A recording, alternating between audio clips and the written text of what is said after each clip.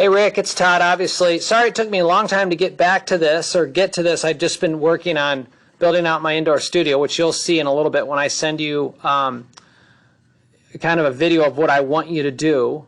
But you know, here you are the last time I saw you, and you can see STTH means stand to the handle. And so I was really trying to get you to do that, and you can see that you've kind of fallen back into your habit of getting your body, your upper body is open here. I could see that from down the line. Your ball position is a little bit forward, and it just looks like you're basically, you know, your shoulders are open. So you can see the club is now out in front of you, and that's bad for you because whenever the club gets in front of you, instead of kind of going to the middle of you, it's easy for you to whip it inside. Okay, and we'll talk about that in a little bit. But this is the big thing. I was really trying to get you to load properly. Like if you look at that position, it's really good. I got you loaded into the right hip. You can see over to the right here I wrote load into your right glute and your right quad. And you can see your spine is angled the way it should be, tilted away from the target like all good players. Now, when we look at this, you can see you're getting into your old habit of sliding. So you can see your hips have slid out. You can see that, let me get rid of all the graphics here. I'll do this in yellow. You can see your hips have slid. You can see your upper body is reversing. So your left shoulder is not over your right hip the way I had it in that practice swing. You can see your upper body is now tilted into the target. And so that creates a problem. So my goals for you is to stand to the handle and learn to load into the right hip instead of sway the right hip, and I'll demonstrate that in a video in a little bit.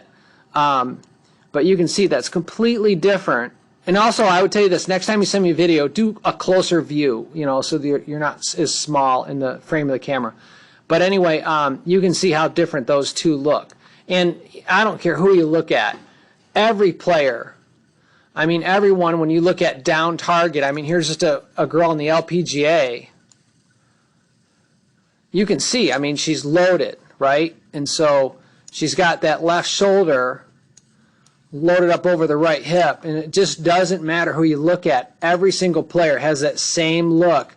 You know, they're not sliding, the hips staying underneath them. They're loaded. The spine's tilted away from the target. So if you look at this angle right here, it's correct.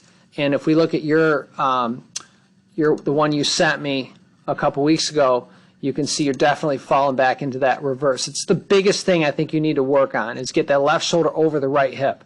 All right, now, when I look at down target, you know, here's where I can see your shoulders are open.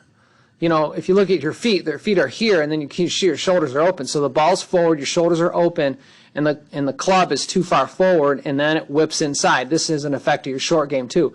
But, you know, that's something I'm used to you doing, but I still believe you could really... If you start by standing at the handle and work on the takeaway, it's kind of three things. Stand at the handle, weight centered, like I have you in this picture right here, and then straight back, and then left shoulder over the right hip. And that would really set up a more powerful downswing. I have to tell you this, compliment you. Your downswing plane, although your backswing plane is flat, right, and we know that you are reversed, your downswing plane,